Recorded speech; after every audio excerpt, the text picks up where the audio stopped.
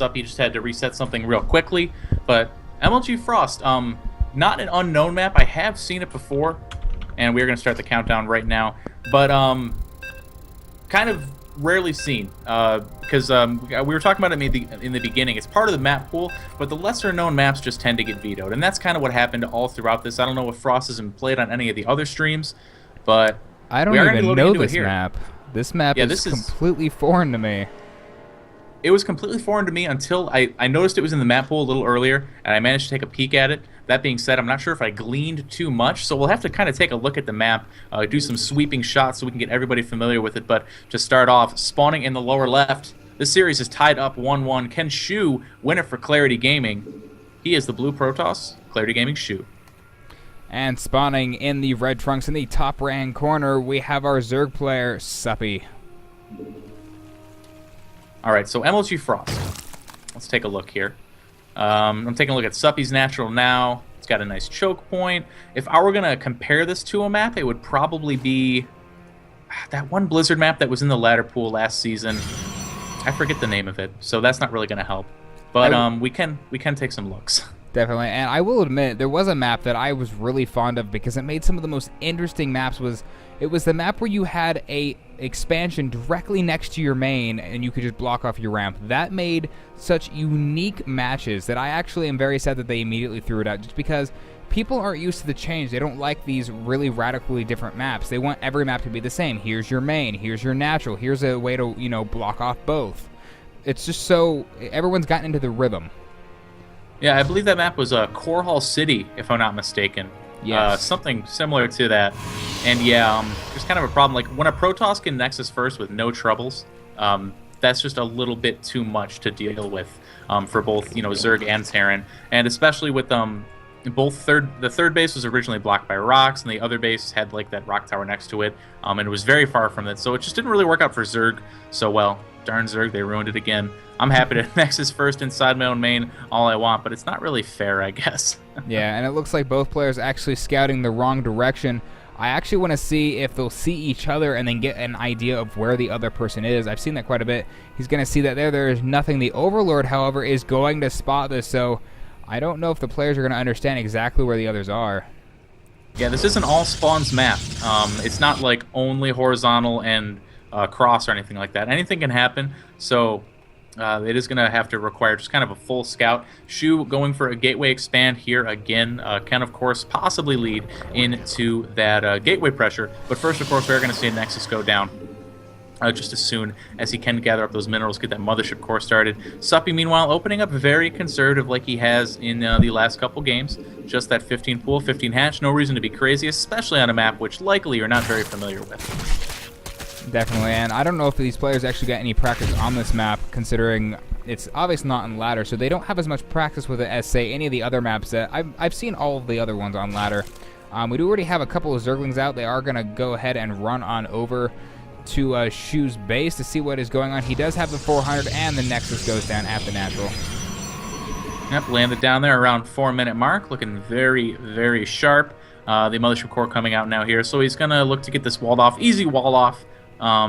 Relatively easy to close, not something weird like, Bellshire Vestige is kind of awkward. You're forced to put your Cybernetics core outside the wall, which can come back to haunt you later. So we'll see exactly how Shew decides to wall off here. A couple Lings are going to come in.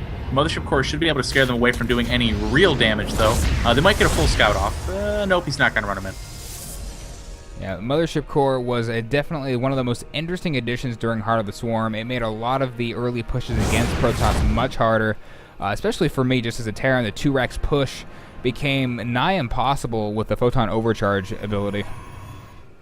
Yeah, definitely allowing Protoss to be a lot more greedy, get away with some things, such as expanding off of purely a Mothership Core and no other units. Couldn't do that in Wings of Liberty well for several reasons, but no other unit could really match what the Mothership Core does. So Suppy, in response to this, is not taking a fast third, does have his gas up, is getting speed started, and is remaining in gas, so likely going to get up a Roach Warren around the 6-minute mark so that he can defend any incoming gateway pressure. However, Shew does... Oh, we know he does have a forward probe over in the top left portion of the map, so he can lay down that that pylon if he wants to. Yeah, and he's just kind of hiding it over there. I think it was there after the Overlord flew by.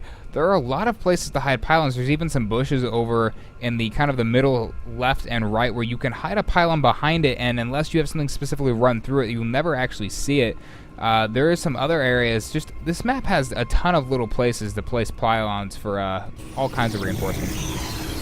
It certainly does. It looks like Shew, not what he's going for, though. He only has 3 gateways, something you can do damage with, but not really worth investing. The real talk of the town is going to be this Stargate here. Hidden in the back of the base. Suppy might swerve into it before the sentry can kill the Overlord, and that'll be a nice bit of scouting, but Suppy honestly playing pretty scarily greedy. Did not get the Roach Warren down at all. Did remain in gas. Looks to be spending that on the +1/+1 as opposed to Roach Warren, but, you know, if there were a 4-gate pressure happening, he might have been woefully underprepared. Yeah, and sadly that actually supply blocks him, so he won't be building anything soon.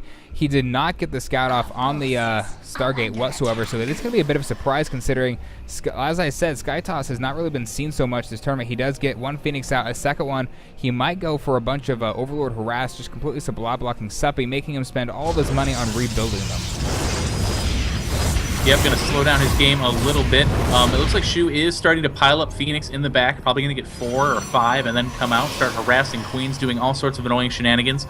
I like it on MLG Frost. It's a big map, and you want to be in the Zerg's face in any way you can, picking off Overlords, really denying that vision, because since it's such a big map, it's going to be very hard for the Zerg to scout you effectively, especially if you pick off all the Overlords. So Shew does have a 4th Phoenix lined up, just going to let it join the rest as the fleet flies out to take control of the map. Definitely, and we do have the 3rd actually about to go up. The creep spread is getting over there. He has the Baneling nest out. Banelings I don't see that often actually against Protoss, just because they have how their units are the unit composition tends to be. We do have a bunch of Zerglings moving over. They're making sure there is no 3rd. There is no 3rd, so he go ahead. Looks like he's retreating on back to Phoenix as they're starting their harass, taking Overlords out left and right. 3 are out on the field right now. 1 more in production and a Warp Prism on the way. I haven't seen enough Warp Prism play since the buff, so we'll see how this plays out in this match. This could be very nice here. There's a lot of blank space in the main, and it looks like a Queen getting picked off with I was saying blank spots in the main where the Warp Prism can sneak in, maybe warp in. Even 2 rounds of Zealots get some serious damage laid in. We're seeing an Infestation Pit here for Suppy. Very interesting. Could possibly be going for Swarm Host play to really control space, but no, we're actually going to see a fast hive here. And with the 2-2 coming, it looks like Suppy's going to be going for that 3-base Ultra style that we saw really come into popularity in the DreamHack prior to last. Definitely, and he has all of his Overlords bunched up around 1 Spore Crawler like they're praying to God they don't get shot down. It's amazing. The Spore Crawlers, the Phoenixes are such fragile units, even though, I mean, that's why they have the speed that they have. Otherwise, they'd be almost useless. It's kind of like a Hellion in the sky, minus, you know, the line damage. They have the ability to move around, they have the ability to harass, but they don't have the toughness to really last out in a tough battle. Yeah, you can't sit them over a Spore Crawler and be happy about it. Suppy, he's actually getting in Pathogen Glands and Infestors. This is interesting. With a fast hive, I've never seen this sort of style before. I've seen Ling Infestor mid-game plenty of times in Wings of Liberty, but a fast hive on the way. I'm wondering what exactly he wants to do with this. This is well before the 3-3 timing. Could he be looking for Adrenal Glands very quickly? Or maybe just mixing in some early Infestors to gather energy on his way to the Ultralisk, also a possibility. I really want to see if he lays down that Ultralisk Cavern. I think that's what it's going to be. Definitely. We do have a Colossus actually on the way out. Not a bad choice against Infestors, just because of the fact that Infestors usually want to target Tier 1 units, and the bulk of that, the Colossus would be able to shoot back and get the Infestors if they're slightly out of place. We do have the, I can't tell if that's +1 or +2. It's the level 1 armor coming up. Definitely good for the Zealots because a lot of their HP is just straight up health. And the Ultralisk Cavern, as you said. Ultralisk Cavern is down. This is kind of scary for Shew. We do have the Stargate up. We have no Void Rays. We have a timing that's going to be before the Ultralisk, but with only 1 Colossus, he's not going to be able to really deal with the heavy Ling numbers that effectively. And this is more sort of, I'm going to press you a little bit, I'm not looking to kill you, and I'm going to recall out. Well, maybe not, because he's not taking a 3rd base behind this. The Warp Prism could make this sort of an all-in, and some nice force fields actually going to block off a lot of those Lings, but the Infestor going to drop mad fungos all over that army, and there's just so much Zerg and so little Protoss. Definitely, and he has all those Infestors pulled up. He doesn't actually get really any kills. The Colossus go down. Once Colossus is there, pretty much alone. Not really a good place that Colossus wants to be. The investors actually are getting some of them getting killed, but Phoenix is doing a very good job. Good game already. Yeah, that was a abrupt ending. She was actually on 9 gates right there, complete 2-base all in. Really looking to maybe have a bit more of a standard army or a larger standing army before pushing into that, but looked to be caught pretty off guard by the infestors. The Phoenixes could have helped with that engagement, but there was just the army was so small. The engagement happened a little too soon. Shew really kind of needed to bulk up his count there. But congratulations to Suppy taking Shew out 2-1, so he will advance further into winners round 3 for the MLG Spring Championship. Well, today has been one hell of a day. I thank everybody for watching. We have gone through a lot of games. Oh boy. And it's been awesome, and we'll of course definitely get Zombie Girl back in here so we can close the stream with everybody. But guys, thanks so much for tuning in. We are going to be back tomorrow. It's live 10 a.m. Pacific time, which is of course 1 p.m. EST, and I believe it goes all the way until 10 p.m., something like that. It's going to be a long day of casting a lot of games, but we definitely want to say our goodbyes, do some shout-outs. I'll just go ahead and go first. Guys, my name's Word, caster for Clarity Gaming. You can check me out on Twitter at CWordcast, and you can also check me out. I regularly cast for the Underrated Team League. That's at twitch.tv, UR Gaming. But really happy, really excited to be here casting. Can't wait to see you tomorrow.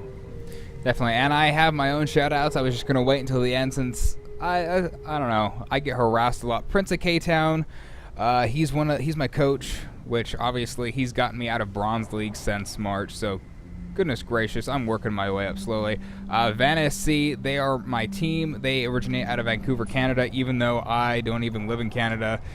I don't know why these things happen. Life is silly. And obviously, also Zombie, you got to say some things before we close this stream on out. Yeah, thanks for watching, everyone. I am Zombie Grub. You can follow me on Twitter at CG Gaming and Twitch and YouTube. Nope, not quite. Twitch and YouTube / Zombie Grub. And I also cast for the URTL, so that's where you can catch me in other places casting, as well as for Clarity on their YouTube. So go check that out. And I'm also really excited to be here, and I cannot wait for tomorrow. There should be some really, really cool games and players left over tomorrow. Yeah, it's going to be a big day. Winners bracket, losers bracket, it's all in play. Hopefully we see some cool comebacks, some amazing stories, but only time's going to tell. So everybody, you have a good night. Get some rest. Go shopping, buy some snacks, and bring all your friends over tomorrow for day 2 of the MLG Spring Championship. We've been Community Stream C, and we'll see you tomorrow.